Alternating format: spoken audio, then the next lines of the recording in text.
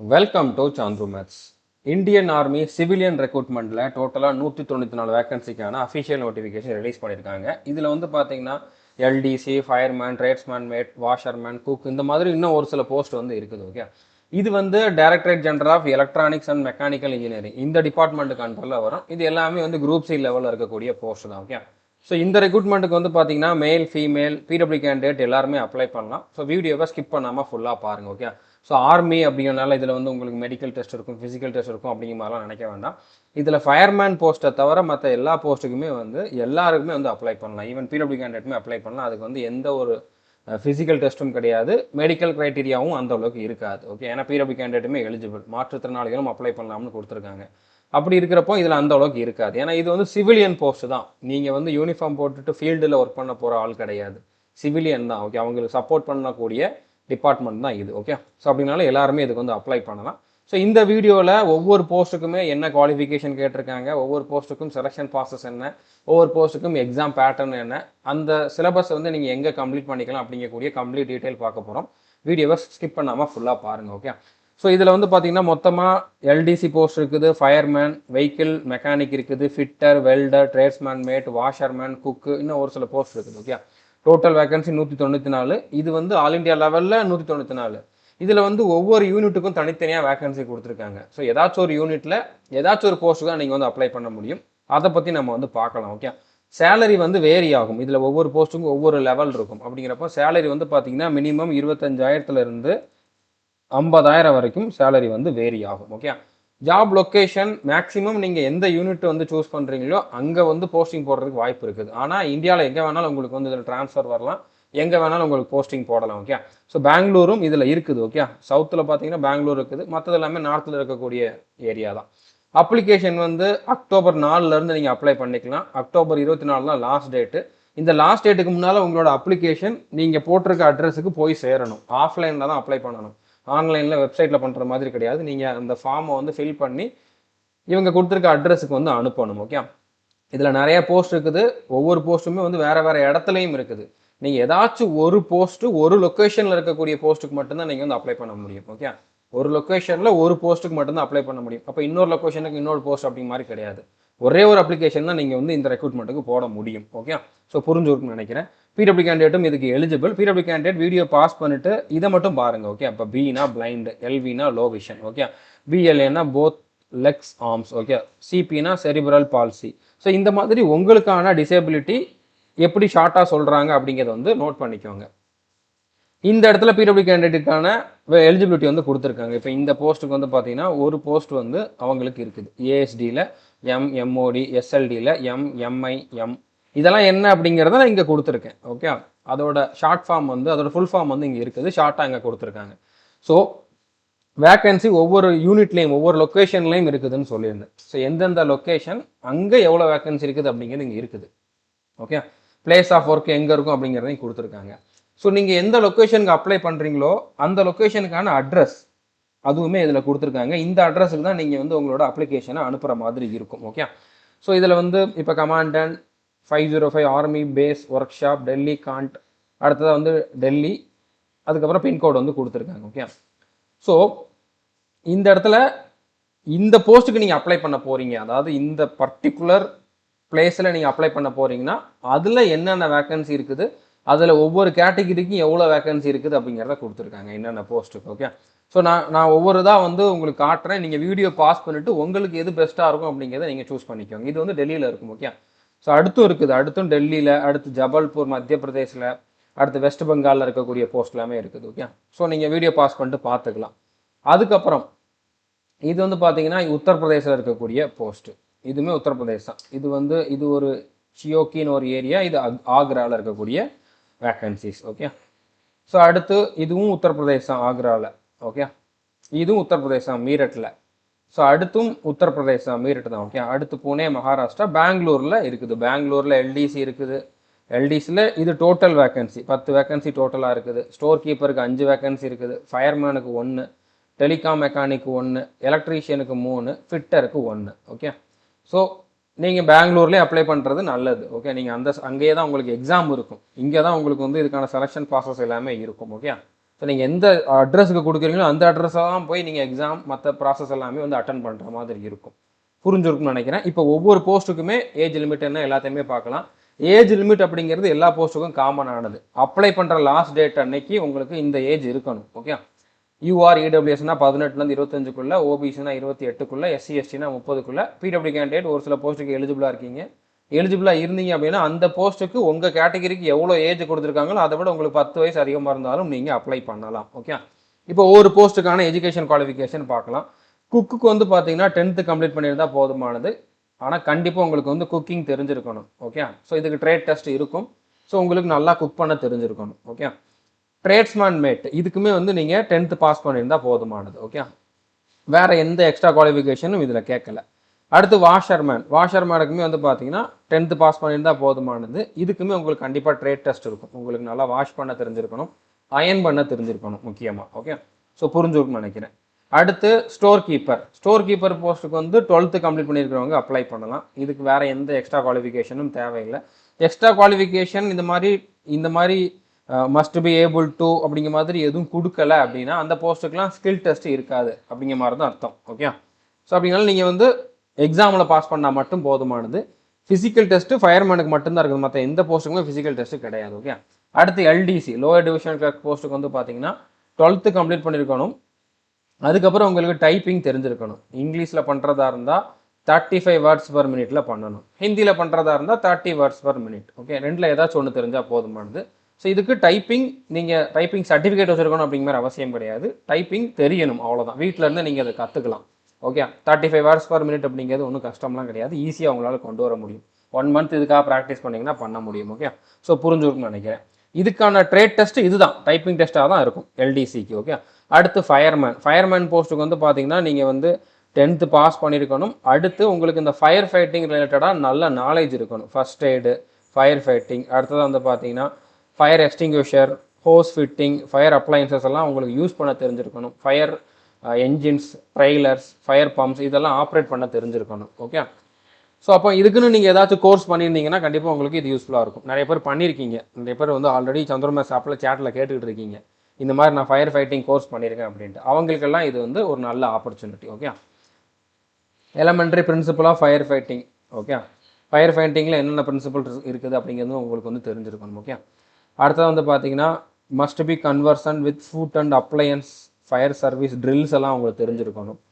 So கண்டிப்பாக ஓரளவு உங்களுக்கு வந்து இதில் நாலேஜ் இருந்தால் தான் நீங்கள் அப்ளை பண்ண முடியும். இதுக்கு ஃபிசிக்கல் டெஸ்ட்டும் உண்டு. ஃபிசிக்கல் டெஸ்ட் எப்படி இருக்கும் அப்படின்னா ஃபஸ்ட்டு இதுக்கு ஹைட் வந்து 165 சென்டிமீட்டர் இருக்கணும். ஓகே, அடுத்ததாக வந்து எஸ்டி கேண்டிடேட் இருந்தீங்கன்னா 2.5 சென்டிமீட்டர் இதில் வந்து கம்மியாக இருக்கலாம். செஸ்ட் வந்து 81.5 மினிமம் இருக்கணும். 85 வரைக்கும் வந்து எக்ஸ்பாண்ட் ஆகணும். ஓகே, அடுத்து வெயிட் வந்து மினிமம் 50 கிலோ இருக்கணும். இதுக்கான ஃபிசிக்கல் டெஸ்ட் எப்படி இருக்கும் அப்படின்னா ஃபயர்மேன் லிஃப்ட்னு சொல்லுவாங்க. அதாவது ஒரு 63.5 கிலோ வெயிட்டையோ இல்லைனா ஒரு பர்சனையோ நீங்கள் தூக்கிக்கிட்டு 183 மீட்டர் ஓடுற மாதிரி இருக்கும். அதுக்கு 96 செகண்ட்ஸ் டைம் கொடுப்பாங்க. அடுத்து 2.7 மீட்டர் டிட்ச் ஜம்ப்னு சொல்லுவாங்க. லாங் ஜம்ப் தான், பட் வெறுமனே நீங்கள் மணலில் தாண்டுற மாதிரி இருக்காது. இந்த மாதிரி ஒரு தொட்டி இருக்கும், தொட்டிக்குள்ளே தண்ணி இருக்கும், அதை நீங்கள் தாண்டுற மாதிரி இருக்கும். இதோட இந்த நீளம் வந்து பார்த்தீங்கன்னா 2.7 மீட்டர் இருக்கும். நார்மலாக 2.7 மீட்டர் தாண்டுறது ஈஸி, பட் ஒரு தொட்டி இருக்கிறப்போ பயப்படாமல் தாண்டுறது எல்லாருக்குமே ஈஸி கிடையாது. ஓகே, அடுத்து ரோப் கிளைம்பிங்கும் உண்டு. ரோப் கிளைம்பிங் பண்ணுறதுக்கு நீங்கள் தமிழ்நாடு போலீஸில் பண்ணுற மாதிரி வெறும் கையை மட்டும் யூஸ் பண்ணணும்ட்டு கிடையாது, காலும் யூஸ் பண்ணிக்கலாம். காலு கை ரெண்டையும் யூஸ் பண்ணி நீங்கள் வந்து ஏறலாம். ஓகே, ஸோ காலில் நீங்கள் கொஞ்சம் பேலன்ஸ் பண்ணி ஏறினீங்கன்னா ஈஸி. அந்தளவுக்கு உங்களுக்கு ஹேண்டில் ஸ்ட்ரென்த் இல்லாட்டையுமே பண்ண முடியும். 3 மீட்டர் வந்து நீங்கள் வந்து ஏறுற மாதிரி இருக்கும். 3 மீட்டர் தான். ஓகே, ஸோ புரிஞ்சுருக்குன்னு நினைக்கிறேன். அடுத்து இப்போ fitter, tin and coppersmith, welder, upholster, இந்த 3 வேறு போஸ்ட்டு. இந்த 3 போஸ்ட்டுக்குமே நீங்கள் ஐடிஐ முடிச்சிருந்தா அப்ளை பண்ணலாம். ஐடிஐ இன் ஃபிட்டர். ஓகே, ஃபிட்டருக்கு அப்ளை பண்ணால் ஃபிட்டர் ஃபீல்டில் ஐடிஐ முடிச்சிருக்கணும். எந்த போஸ்ட்டுக்கு அப்ளை பண்ணுறீங்களோ அதுக்கான ஐடிஐ, அந்த ஃபீல்டில் ஐடிஐ முடிச்சிருந்தீங்கன்னா நீங்கள் அப்ளை பண்ணலாம். ஓகே, ஏஜ் லிமிட் எல்லா போஸ்ட்டுக்கும் காமன் தான். அடுத்து எலக்ட்ரீஷியன் ஹைலி ஸ்கில்டுன்னு கொடுத்துருக்காங்க. இதுக்கு வந்து பார்த்தீங்கன்னா நீங்கள் வந்து 12th முடிச்சிருக்கணும். அதுக்கப்புறம் ஐடிஐயும் முடிச்சிருக்கணும். 12th முடிச்சு ஐடிஐ, எலக்ட்ரீஷியன் ட்ரேடில் வந்து ஐடிஐ முடிச்சிருக்கணும். இந்த டிசைரபிள் குவாலிஃபிகேஷன்லாம் தேவையில்லை. ஓகே, எசென்சியல் மட்டும் இருந்தாலே போதுமானது. அடுத்து டெலிகாம் மெக்கானிக் ஹைலி ஸ்கில்டுன்னு கொடுத்துருக்காங்க. இந்த போஸ்ட்டுக்கு வந்து பார்த்தீங்கன்னா நீங்கள் 12th முடிச்சிருக்கணும். அடுத்து இந்த டெலிகாம் மெக்கானிக் ஃபீல்டில் வந்து நீங்கள் ஐடிஐ முடிச்சிருக்கணும். ஓகே, அடுத்து வெஹிக்கிள் மெக்கானிக், இதுலேயுமே வந்து 12th முடிச்சிருக்கணும். அதுக்கப்புறம் மோட்டார் மெக்கானிக் ட்ரேடில் வந்து ஐடிஐ முடிச்சிருக்கணும். ஓகே, எதுக்கு உங்களுக்கு குவாலிஃபிகேஷன் இருக்குதோ அதுக்கு அப்ளை பண்ணுங்க. இப்போ இந்த 10th வெறுமனே 12th அப்படிங்கக்கூடிய போஸ்ட்டுக்கு எல்லாரும் அப்ளை பண்ணுவாங்க. ஆனால் உங்களுக்கு இந்த மாதிரி ஐடிஐயில் ஒரு ஸ்பெஷல் ஒரு ஒரு ட்ரேடில் வந்து நீங்கள் முடிச்சு வச்சிருக்கீங்கன்னா நீங்கள் அந்த போஸ்ட்டுக்கு ட்ரை பண்ணுங்கள். அதில் வேகன்சி 1 2 இருந்தாலும் நீங்கள் ட்ரை பண்ணுங்கள், உங்களுக்கு கிடைக்கும். ஓகே, வேகன்சி நிறையா இருந்தாலும் 10th மட்டும் முடிச்சா போதும், 12th மட்டும் முடிச்சா போதும்னா அதில் காம்படிஷன் அதிகமாக இருக்கும். ஓகே, அடுத்து மெக்கானிஸ்ட், இந்த போஸ்ட்டுக்கு வந்து பார்த்தீங்கன்னா ஐடிஐ முடிச்சிருக்கணும். அது வந்து மெக்கானிஸ்ட் இல்லைனா டர்னர் இல்லைனா மில் ரைட் இல்லைனா ப்ரிசிஷன் கிரைண்டர், இந்த ட்ரேடில் ஏதாச்சும் ஒன்றில் வந்து நீங்கள் ஐடிஐ முடிச்சிருந்தீங்கன்னா அப்ளை பண்ணலாம். டெலிஃபோன் ஆப்ரேட்டர் கிரேட் 2, இதுக்கு வந்து பார்த்தீங்கன்னா 10th முடிச்சிருக்கணும். அடுத்ததாக கண்டிப்பாக 10th இங்கிலீஷ் இருக்கணும். ஸோ இங்கிலீஷ் இருக்குது, பிரச்சனை இல்லை, நம்ம ஊரில் இங்கிலீஷ் இருக்குது. பட் எக்ஸ்ட்ரா இன்னொன்று கொடுத்துருக்காங்க, proficiency in handling of PBX board. PBX board வந்து உங்களுக்கு ஹேண்டில் பண்ண தெரிஞ்சிருக்கணும். இது என்னன்னே தெரியலன்னா நீங்கள் இந்த போஸ்ட்டுக்கு அப்ளை பண்ண வேண்டாம், தெரிஞ்சவங்க இதுக்கு வந்து அப்ளை பண்ணுங்கள். ஓகே, புரிஞ்சுருக்குன்னு நினைக்கிறேன். இப்போ எக்ஸாம் சென்டர் வந்து எங்கே இருக்கும் அப்படின்னா, இப்போ நீங்கள் வந்து quality control engineer detachment base COD Agra, இந்த இதுக்கு நீங்கள் அப்ளை பண்ணியிருந்தீங்க அப்படின்னா உங்களுக்கு 509 army base workshop Agra, இந்த இடத்துல எக்ஸாம் சென்டர் இருக்கும். அடுத்து டெல்லி காண்டுக்கு நீங்கள் வந்து அப்ளை பண்ணியிருந்தீங்கன்னா அதுக்கான எக்ஸாம் சென்டர் கொடுத்துருக்காங்க. மற்ற எல்லா போஸ்ட்டுக்குமே வந்து பார்த்தீங்கன்னா இங்கே கொடுத்துருந்தாங்களா அட்ரஸ், இதில் கொடுத்துருக்காங்கல்ல அட்ரஸ், அந்த இடத்துல தான் உங்களுக்கான செலெக்ஷன் எல்லாமே நடக்கும். அங்கே தான் வந்து உங்களுக்கு எக்ஸாம் இருக்கும். ஓகே, ஸோ புரிஞ்சுருக்குன்னு நினைக்கிறேன். ஸோ நீங்கள் அதனாலேயே நீங்கள் வந்து பெங்களூரில் கொடுக்குறது நல்லது. வேறு எங்கேயும் கொடுத்துட்டிங்கன்னா அங்கே வரைக்கும் நீங்கள் போயிட்டு அட்டன் பண்ணிட்டு வர்ற மாதிரி இருக்கும். செலெக்ஷன் ப்ராசஸ் எப்படி இருக்கும்னா ஷார்ட் லிஸ்ட் பண்ணுவாங்க. இதுக்கு அப்ளிகேஷன் அப்ளை பண்ணுறதுக்கு எந்த ஃபீஸும் பே பண்ண தேவையில்லை, எல்லாருமே ஃப்ரீயாக அப்ளை பண்ணிக்கலாம். ஸோ உங்களோட எஜுகேஷன் குவாலிஃபிகேஷன் என்னவோ, அதாவது இப்போ நீங்கள் இந்த பர்டிகுலர் போஸ்ட்டுக்கு 10th முடிச்சிருந்தா போதும் அப்படின்னா உங்களோட 10th மார்க் என்ன அப்படிங்கிறத பார்ப்பாங்க. ஸோ அந்த மார்க்கை பேஸ் பண்ணி ஷார்ட் லிஸ்ட் பண்ணுவாங்க, எல்லாரையும் கூப்பிட மாட்டாங்க. அதில் ஒரு சிலரை மட்டும்தான் வந்து அங்கே செலெக்ஷனுக்கு வர சொல்லுவாங்க. ஓகே, ஷார்ட் லிஸ்ட் பண்ணிவிட்டு அங்கே வந்து உங்களுக்கு ஃபிசிக்கல் டெஸ்ட் எதுக்கெல்லாம் இருக்குதோ, அதாவது இப்போ வந்து பார்த்தீங்கன்னா ஃபயர்மேனுக்கு மட்டும் ஃபிசிக்கல் டெஸ்ட் உண்டு, மற்ற போஸ்ட்லாம் ஃபிசிக்கல் டெஸ்ட் நடக்காது. அடுத்து ஒரு சில போஸ்ட்டுக்கு ஸ்கில் டெஸ்ட் இருக்கும். இப்போ உங்களுக்கு குக் அப்படின்னா உங்களுக்கு குக் பண்ண தெரிஞ்சிருக்கணும். ஐடிஐ எந்தெந்த ட்ரேடுக்கெலாம் கேட்டிருக்காங்களோ அதுக்கெல்லாம் வந்து மேக்ஸிமம் ஸ்கில் டெஸ்ட் இருக்கிறதுக்கு வாய்ப்பு இருக்குது. ஓகே, என்னென்னு தெளிவாக அவங்க கொடுக்கல. இப்போதைக்கு அஃபிஷியல் நோட்டிஃபிகேஷன் உங்களுக்கு வெப்சைட்டில் எதுலையுமே வரல. இது வந்து உங்களுக்கு நியூஸ் பேப்பரில், எம்ப்ளாய்மெண்ட் நியூஸ் பேப்பரில் தான் வந்திருக்கு. அஃபிஷியல் நோட்டிஃபிகேஷன் இன்னும் ரிலீஸ் ஆகலை. ரிலீஸ் ஆனதுக்கப்புறம் தான் வேறு எதுவும் எக்ஸ்ட்ரா கொடுத்துருக்காங்களா அப்படிங்கே தெரியும். மேக்ஸிமம் கொடுத்துருக்க மாட்டாங்க. ஓகே, ஸோ எந்த ட்ரேடுக்கு நீங்கள் அப்ளை பண்ணுறீங்களோ அதில் உங்களுக்கு நாலேஜ் இருக்கணும், அதை மட்டும் நீங்கள் வந்து என்ஷூர் பண்ணிக்கோங்க. ஓகே, ஸோ எந்தெந்த ட்ரேடுக்கு அவங்க ஸ்கில் டெஸ்ட் அப்படிங்கிறத தெளிவாக மென்ஷன் பண்ணலை. அடுத்து எக்ஸாம் இருக்கும், மெடிக்கல் டெஸ்ட்டும் இருக்கும். எனக்கு தெரிஞ்சு எல்லா ப்ராசஸும் ஒரே நாளில் நடக்கிறதுக்கு வாய்ப்பு இருக்குது. ஒரு நாள்னா 2 நாளில் ஒரு வாட்டி உங்களை வர சொல்லிட்டு மொத்தமாக கம்ப்ளீட் பண்ணுறதுக்கு வாய்ப்பு இருக்குது. மெடிக்கல் டெஸ்ட் அந்தளவுக்கு ஸ்ட்ரிக்டாக இருக்காது. ஓகே, நார்மலாக நீங்கள் சோல்ஜர் ரேங்குக்கு போகிற மாதிரிலாம் இதில் இருக்காது. ஏன்னா அந்தளவுக்கு இதில் வந்து உங்களுக்கு ஜாப் நேச்சர் கிடையாது, அப்படின்னால அந்த மாதிரி இருக்காது. ஓகே, அடுத்ததான் எக்ஸாம் பேட்டர்ன் எப்படி இருக்கும் அப்படின்னா, இப்போ ஃபஸ்ட்டு நம்ம மற்ற போஸ்ட்லாம் பார்த்தோம். ஓகே, இப்போ வந்து பார்த்தீங்கன்னா குக்கு, வாஷர்மேன், ட்ரேட்ஸ்மேன், மேட், இந்த போஸ்ட்டுக்கெல்லாம் வந்து பார்த்தீங்கன்னா உங்களுக்கு எல்லா போஸ்ட்டுக்குமே 150 கொஸ்டின் தான். இந்த 3 போஸ்ட்டுக்கு வந்து பார்த்தீங்கன்னா உங்களுக்கு ரீசனிங்லேருந்து 50 கொஸ்டின், ஜிகேலேருந்து 50 கொஸ்டின், இங்கிலீஷ்லேருந்து 25 கொஸ்டின், ஆப்டிடியூட்லேருந்து 25 கொஸ்டின். நீங்கள் எஸ்எஸ்சி ஜிடி அந்த மாதிரி எஸ்எஸ்சி சிஏபிஎஃப் சப் இன்ஸ்பெக்டர் அந்த மாதிரி எஸ்எஸ்சி எக்ஸாமுக்கு படிச்சுட்டு இருந்தீங்க அப்படின்னா சேம் ப்ரிப்பரேஷனில் இது நீங்கள் வந்து அட்டன் பண்ணுங்கள். எக்ஸ்ட்ராவாக எதுவும் நீங்கள் படிக்க வேண்டாம். ஓகே, அடுத்து telephone operator great 2, store keeper, LDC, இந்த போஸ்ட்டுக்கெல்லாம் வந்து பார்த்தீங்கன்னா ரீசனிங்கில் 25 கொஸ்டின், ஜிகேல 25 கொஸ்டின், இங்கிலீஷில் 50, மேத்ஸில் 50 கொஸ்டின். ஓகே, ஸோ டோட்டலாக 150 கொஸ்டின் இருக்கும். மற்ற எல்லா போஸ்ட்டுக்குமே வந்து பார்த்தீங்கன்னா ரீசனிங்கில் 25, ஜிகேல 25, இங்கிலீஷில் 25, ஆப்டிடியூடில் 25. இது வரைக்கும் எஸ்எஸ்சியில் இருக்கக்கூடிய அதே சிலபஸ் தான். ஆனால் நீங்கள் எந்த ட்ரேடில் அப்ளை பண்ணுறீங்களோ அந்த ட்ரேடுக்கு ரிலேட்டடாக வந்து கொஸ்டின்ஸ் இருக்கும்னு சொல்லியிருக்காங்க. அது ஒரு 50 கொஸ்டின் இருக்கும். இப்போ ஃபயர்மேனுக்கு நீங்கள் அப்ளை பண்ணுறீங்க அப்படின்னா ஃபயர் ஃபைட்டிங் ரிலேட்டடாக வந்து கொஸ்டின்ஸ் 50 கொஸ்டின் கேட்பாங்க. ஓகே, டெலிகாம் மெக்கானிக் பண்ணுறீங்கன்னா அது ரிலேட்டடாக கேட்பாங்க. வெஹிக்கிள் மெக்கானிக் பண்ணுறீங்கன்னா அந்த ட்ரேட் ரிலேட்டடாக, ஃபிட்டர்னா அந்த ஃபிட்டர் ட்ரேட் ரிலேட்டடாக வந்து கொஸ்டின்ஸ் கேட்பாங்க. ஸோ எனக்கு தெரிஞ்சு இப்போ இங்கே இருக்குது இல்லை, இந்த இதில் மென்ஷன் பண்ணியிருக்கக்கூடிய போஸ்ட்டுக்கெல்லாம் ஸ்கில் டெஸ்ட்டும் தனியாக இருக்கிறதுக்கு வாய்ப்பு இருக்குது. ஓகே, புரிஞ்சுருக்குன்னு நினைக்கிறேன். ஸ்கில் டெஸ்ட்னா உங்களுக்கு ப்ராக்டிக்கல் நாலேஜ் இருக்குதான் ட்ரை பண்ணுவாங்க, செக் பண்ணுவாங்க. அடுத்ததாக வந்து உங்களுக்கு அதுக்குன்னு தனியாக ஒரு சில கொஷின்ஸ் கூட கேட்பாங்க. அதுக்கு தனியாக எக்ஸாம் கூட வைக்கிறதுக்கு வாய்ப்பு இருக்குது. ஆனால் எக்ஸாமுக்கு தான் இங்கே வச்சுட்டாங்க. ஓகே, உங்களுக்கு ட்ரேட் ஸ்பெசிஃபிக் கொஷின் கேட்குறாங்க. ஸோ இதுவே போதுமானது தான். ஓகே, இதை தாண்டி ஸ்கில் டெஸ்ட் வைப்பாங்களா அப்படிங்கிறது வந்து அதை எப்படி வைக்கிறாங்க அப்படிங்கிறது கூட அந்த கிளாரிட்டி அவங்க கொடுக்கல. ஓகே, வச்சாலும் பாஸ் பண்ண தெரிஞ்சிருக்கணும், உங்களுக்கு பாஸ் பண்ண முடிஞ்சிருக்கணும். அப்போ தான் நீங்கள் அங்கே போய் ஜாபில் வந்து உங்களால் வந்து நல்லா பண்ண முடியும், வெளியில் வராமல் பண்ண முடியும். ஓகே, புரிஞ்சிருக்கும்னு நினைக்கிறேன். ஓகே, இப்போ எக்ஸாம் பேட்டர்ன் வந்து என்னென்ன அப்படிங்கிறத பார்த்தாச்சு. 150 கொஸ்டின் இருக்கும், 2 மணி நேரம் டைம் கொடுப்பாங்க. கொஸ்டின் வந்து இங்கிலீஷ் ஹிந்தி 2 லாங்குவேஜில் தான் இருக்கும், தமிழில் இருக்காது. நெகட்டிவ் மார்க் வந்து ஒரு கொஸ்டினை தப்பாக அட்டன் பண்ணிங்கன்னா 0.25 மார்க் வந்து போகும், மைனஸ் ஆகும். ஓகே, கரெக்டாக அட்டன் பண்ணிங்கன்னா 1 மார்க். இது ஆஃப்லைனில் தான் இருக்கும், கோடிங் பேப்பரில் ஷேட் பண்ணுற மாதிரி தான் இருக்கும். ஓகே, ஸோ நீங்களே பென்னும் கொண்டு போகணும், பென்சிலும் கொண்டு போகணும், கிளிப் போர்டும் கொண்டு போகணும். அவங்க கொஸ்டின் பேப்பர் அதுக்கப்புறம் அந்த கோடிங் ஷீட் மட்டும்தான் கொடுப்பாங்க. ஓகே, ஸோ புரிஞ்சுருக்குன்னு நினைக்கிறேன். ஸோ இதுக்கான கிளாஸஸ் வந்து நம்மளுடைய ஆல் இன் ஒன் கோர்ஸில் அவைலபிளாக இருக்குது. கிளாஸஸ் வந்து உங்களுக்கு இந்த மேத்ஸ், ரீசனிங், இங்கிலீஷ், ஜிகேக்கு கம்ப்ளீட்டாக அவைலபிளாக இருக்குது. ஓகே, இந்த 50 கொஸ்டின் இருக்குதுல்ல, இந்த ட்ரேட் ஸ்பெசிஃபிக், இது வந்து நம்மக்கிட்ட கிடையாது, இதை நீங்கள் தான் படிச்சுக்கணும். ஓகே, நீங்கள் எந்த போஸ்ட்டுக்கு அப்ளை பண்ணுறீங்களோ அதுக்கான நாலேஜ் உங்ககிட்ட இருக்கணும். ஓகே, ஸோ இப்போ அந்த மேத்ஸ், இங்கிலீஷ், ஜிகே, ரீசனிங்க்கு வந்து உங்களுக்கு கிளாஸஸ் வேணும் அப்படின்னா நீங்கள் ஆல் இன் ஒன் கோர்ஸில் ஜாயின் பண்ணுங்கள். ஸோ எப்படி ஜாயின் பண்ணலாம் அப்படிங்கிறத பார்க்கலாம். நான் வந்து டிஸ்கிரிப்ஷனில் நம்ம ஆப்புக்கான லிங்க் கொடுத்துருக்கேன். அதுக்கப்புறம் நீங்கள் ப்ளே ஸ்டோரில் போயிட்டு சந்துரு மேத்ஸ்னு சர்ச் பண்ணாலே நம்மளோட ஆப் வந்துடும். ஓகே, சந்துரு மேத்ஸ்னு ப்ளே ஸ்டோரில் சர்ச் பண்ணுங்கள், நம்மளோட ஆப் வந்துடும். அதை வந்து இன்ஸ்டால் பண்ணிக்கோங்க. வெப்சைட்க்கான லிங்க்கும் நான் கொடுத்துருக்கேன், iOS-க்கான லிங்க்கும் கொடுத்துருக்கேன். ஓகே, ஸோ அதில் வந்து நீங்கள் ரிஜிஸ்டர் பண்ணிக்கோங்க ஃபஸ்ட்டு, ஆப்பை இன்ஸ்டால் பண்ணிவிட்டு. ஓகே, உங்களோட ஃபோன் நம்பர் கொடுத்து ஓடிபி கொடுத்தீங்கன்னா ஓடிபி வரும். ஓடிபி என்ட்ரு பண்ணிவிட்டு உங்களோட நேம், அதுக்கப்புறம் பாஸ்வேர்டு எல்லாம் கொடுக்கணும், நீங்கள் கொடுத்துக்கலாம். ஓகே, ஸோ கொடுத்துட்டு நீங்கள் வந்து என்ன பண்ணணும், பெய்டு கிளாஸஸ் அப்படிங்கிறத ஓப்பன் பண்ணிவிட்டு all in one course open பண்ணுங்கள். பை நவ் கொடுங்க. ஓகே, 1499 நீங்கள் பே பண்ணுற மாதிரி இருக்கும். அது நீங்கள் ஆன்லைனில் ஃபோன்பே, ஜிபே அந்த மாதிரி இதில் தான் பண்ணுற மாதிரி இருக்கும். 1539 வராது, 1499 தான் வரும். ஸோ நீங்கள் ஒன் டைம் பே பண்ணிங்க அப்படின்னா உங்களுக்கு 3 இயர்ஸ் வேலிடிட்டி உண்டு. ஓகே, ஸோ ஜாயின் பண்ணதுக்கப்புறம் கண்டென்ட் அப்படிங்கிறது தான் உங்களுக்கு ஓப்பன் ஆகும். நீங்கள் கோர்ஸ் ஓப்பன் பண்ணாலே அதில் எந்த ஃபோல்டரை பார்க்கணும் அப்படின்னா இந்த மாதிரி நிறையா ஃபோல்டர் இருக்கும். இந்த ஒரே கோர்ஸில் வந்து பார்த்தீங்கன்னா நம்ம 35க்கு அதிகமான எக்ஸாமுக்கான சிலபஸ் கொடுத்துருக்கோம்.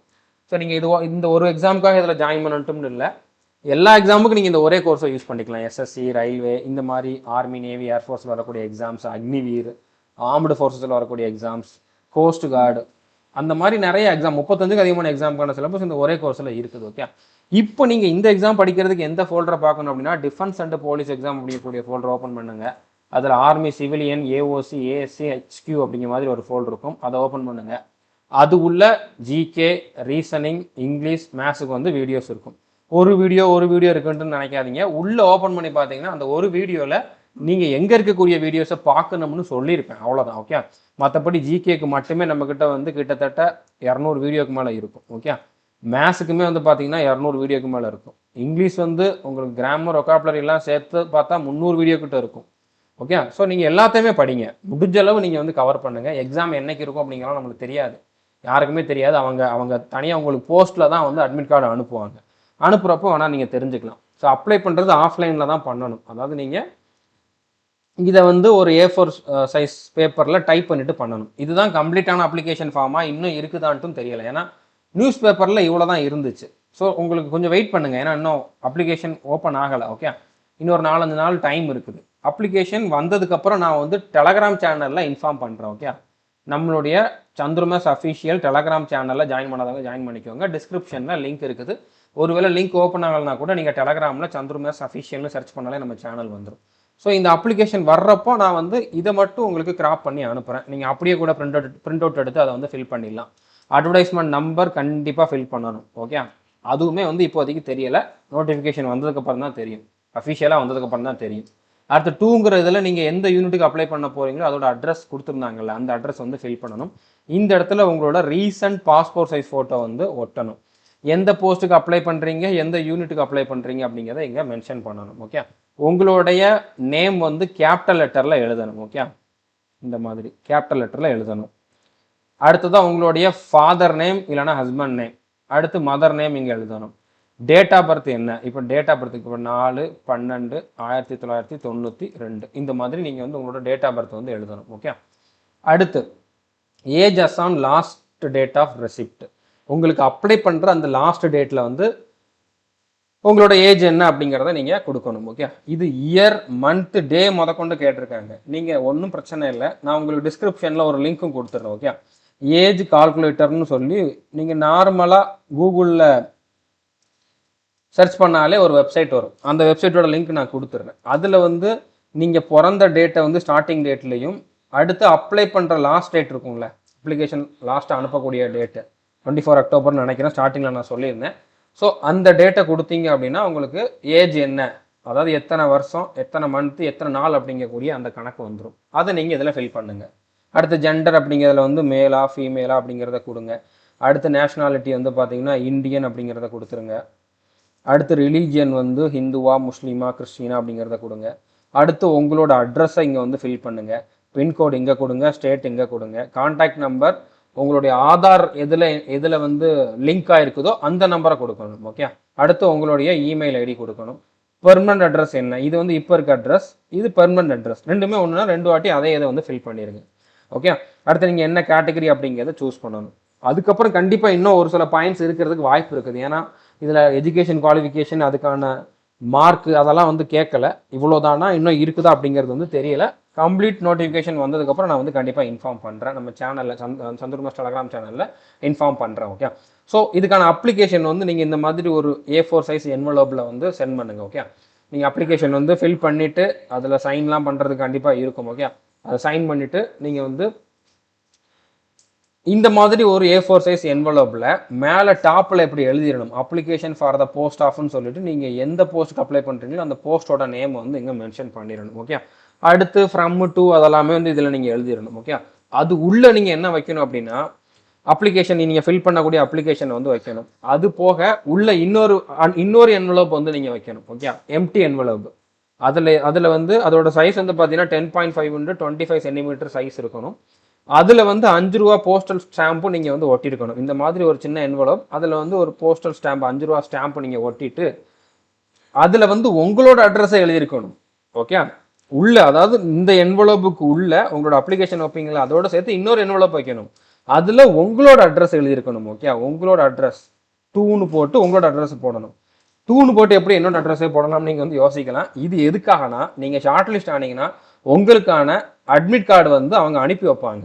என்ன பண்ணுவாங்க, உங்களோட அட்மிட் கார்டை டேரெக்டாக இதுக்குள்ளே போட்டு போஸ்ட் பண்ணிடுவாங்க. நீங்கள் ஸ்டாம்ப் போட்டிருப்பீங்க, உங்கள் அட்ரஸ் தான் எழுதிருப்பீங்க, அது வரும். ஓகே.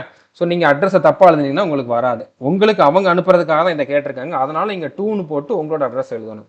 அடுத்து ஸ்டாம்ப் போட்டிருக்கணும். ஓகே.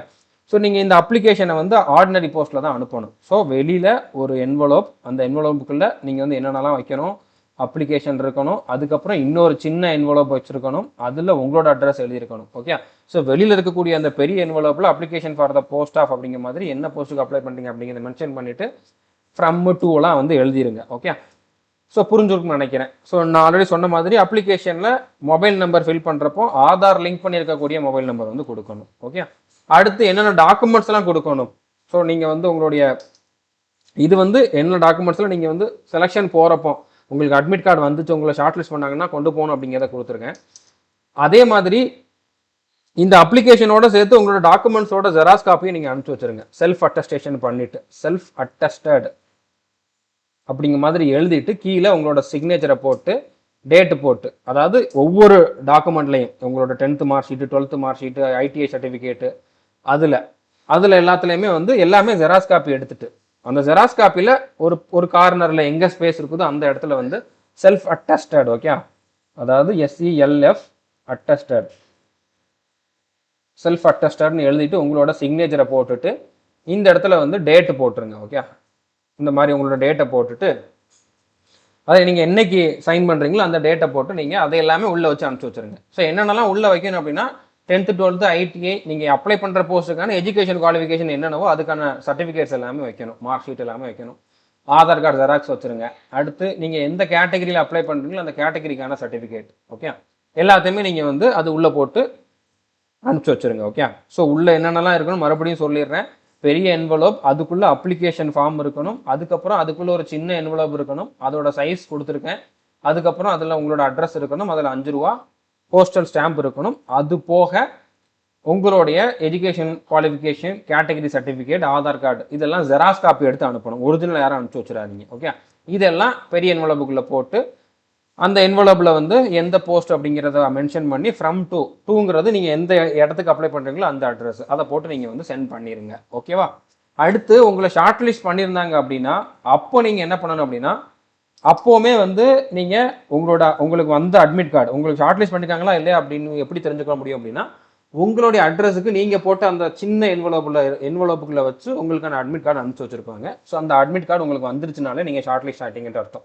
ஸோ நீங்கள் போகிறப்போ அட்மிட் கார்டு கொண்டு போகணும். என்னென்ன டாக்குமெண்ட்ஸ்லாம் அனுப்பிச்சிங்களோ அது எல்லாத்தையுமே original plus self attested photocopy. Okay, இதே மாதிரி செல்ஃப் அட்டஸ்டேஷன் பண்ண ஒரு ஃபோட்டோ காப்பியும் கொண்டு போகணும். ஓகே, ஸோ இதெல்லாம் நீங்கள் வந்து கொண்டு போயிருங்க. ஸோ ஷார்ட் லிஸ்ட் ஆனால் கண்டிப்பாக நீங்கள் மறக்காமல் சந்திரமாஸ் ஆப்பில் சேட்டில் இன்ஃபார்ம் பண்ணுங்கள். செலெக்ஷன் ஆனாலும் கண்டிப்பாக இன்ஃபார்ம் பண்ணுங்கள். இது வரைக்கும் நீங்கள் இதுக்கு படிக்க ஆரம்பிக்கல அப்படின்னா வேறு எதுவும் எஸ்எஸ்சி எக்ஸாம் படிச்சுட்டு இருந்தீங்கன்னா அதுவே போதுமானது. இல்லை இது வரைக்கும் நான் எந்த எக்ஸாம் படிச்சதில்லை அப்படின்னா இதில் இருந்தாச்சும் உங்களோட ப்ரிப்பரேஷனை ஸ்டார்ட் பண்ணுங்கள். கோர்ஸில் ஜாயின் பண்ணாதவங்க ஜாயின் பண்ணிக்கோங்க. இது வரைக்கும் நம்ம சேனலையும் சப்ஸ்கிரைப் பண்ணணும் அப்படின்னா சப்ஸ்கிரைப் பண்ணிவிட்டு பெல் ஐக்கானை கிளிக் பண்ணி வச்சுக்கோங்க. All the best. தேங்க்யூ.